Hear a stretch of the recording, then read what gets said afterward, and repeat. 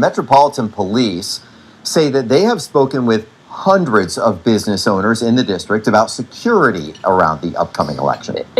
Local law enforcement and federal law enforcement will gather tomorrow to monitor the city, not just Election Day, but in the days ahead. Let me be clear. There will be no tolerance for violence in our city, no destruction or any unlawful behavior. As I've said before, we will hold all offenders accountable. We will not tolerate the destruction of property, and we will not tolerate threats to public safety as well as this election process. Do you think businesses in Texas and Florida are boarding up their windows? And who exactly are they afraid of?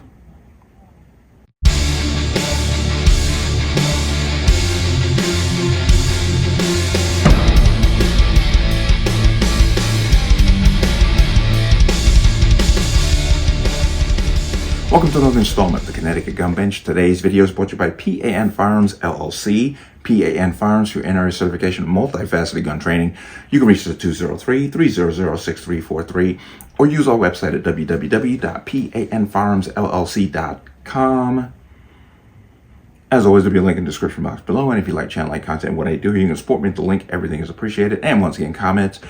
There's much more scrutiny being put on gun-related channels on YouTube. So if your comment disappears, I'm not doing it. If I remove your comment, I will tell you. So just be aware that that is happening. Let's talk about this. And today is November 5th. This is election day. And you hear that same rhetoric every election cycle, that this is the most pivotal election ever in our history. Well, I just take that with a grain of salt in the past. But I fully believe that this election truly is going to mold this country and where we're going and where we're going to end up.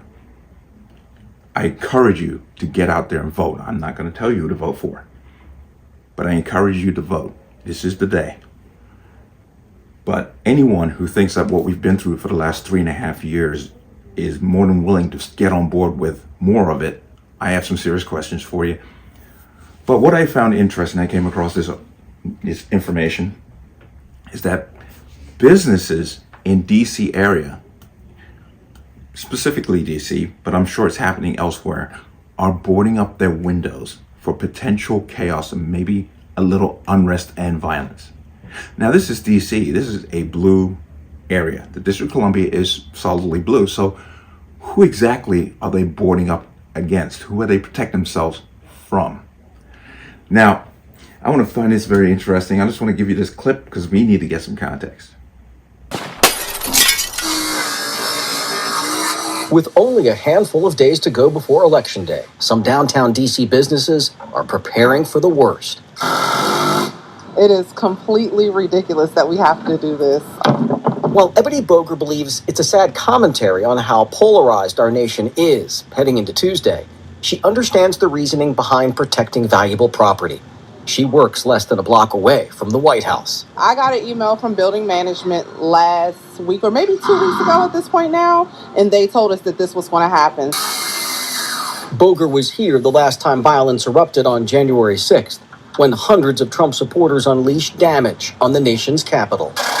It's very precautionary, and I see why, because I was here 4 years ago, and it was crazy down here. So it's not shocking. I'm kind of used to it at this point. I think they should do it.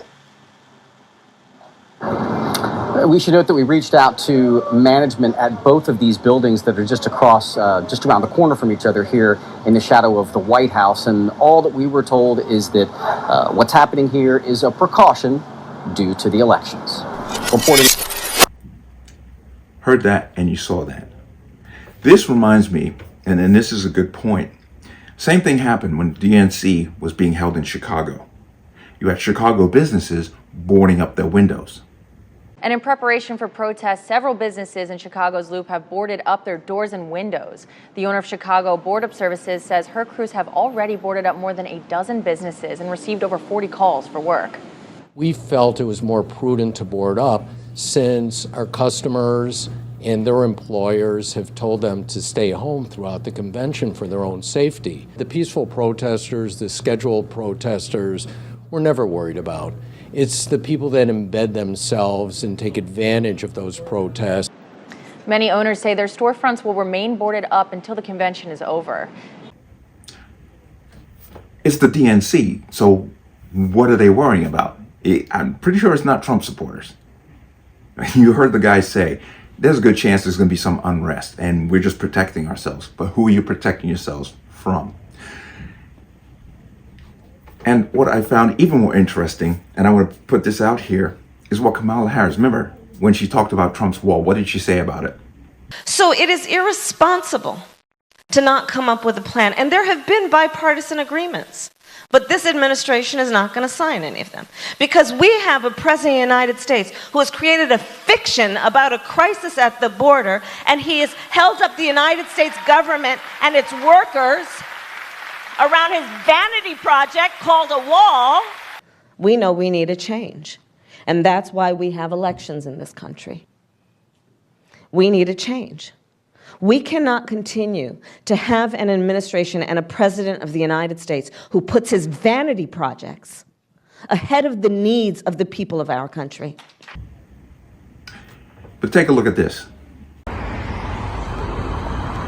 Because we have a president of the United States who has created a fiction about a crisis at the border, and he has held up the United States government and its workers around his vanity project called a wall, around his vanity project called a wall, around his vanity project called a wall, called a wall. Isn't that interesting? A woman who sits around saying that a wall won't prevent anything and is a vanity project has a wall being erected around her house outside the Naval Observatory in DC. Don't you just love the irony?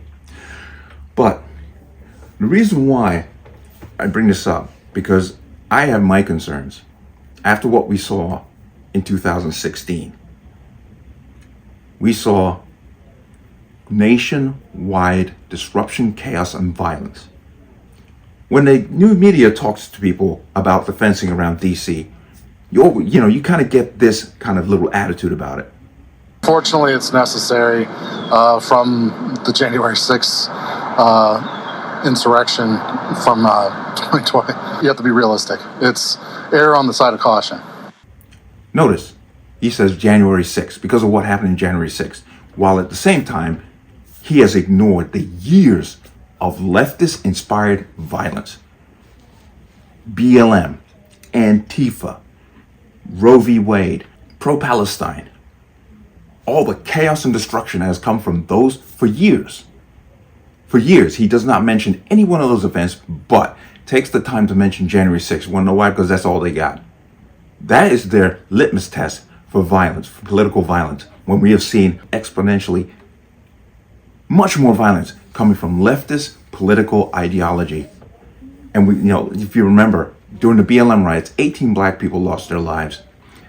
If you also remember, black-owned businesses were burned to the ground by these people, all in the name of social justice. But my main concern is this, and why I'm talking about this, because this just brings to light a very interesting thing. The political divide in this country is at its worst ever in history. And I am concerned, I'm not concerned if Trump loses. I'm not concerned at all about any violence whatsoever. None. But I am concerned if Trump wins. And what these people justify themselves through violence at any given moment, because in their minds they're right.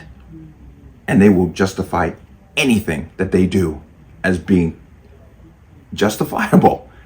I sound a little bit like Kamala Harris there for a minute.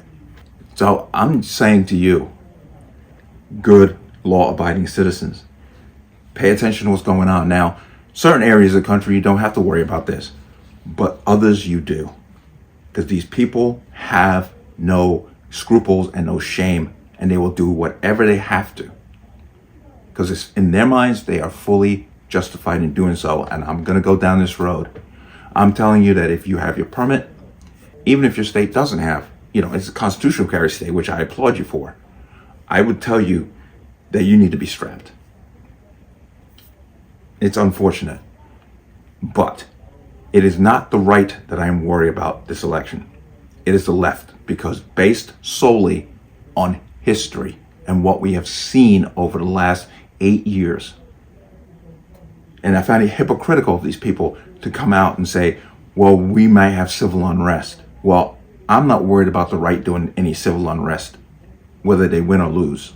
I'm fully concerned about the left causing political violence, because they have shown us that they are more than capable of doing it, and they have no problem actually doing it. So go out and vote.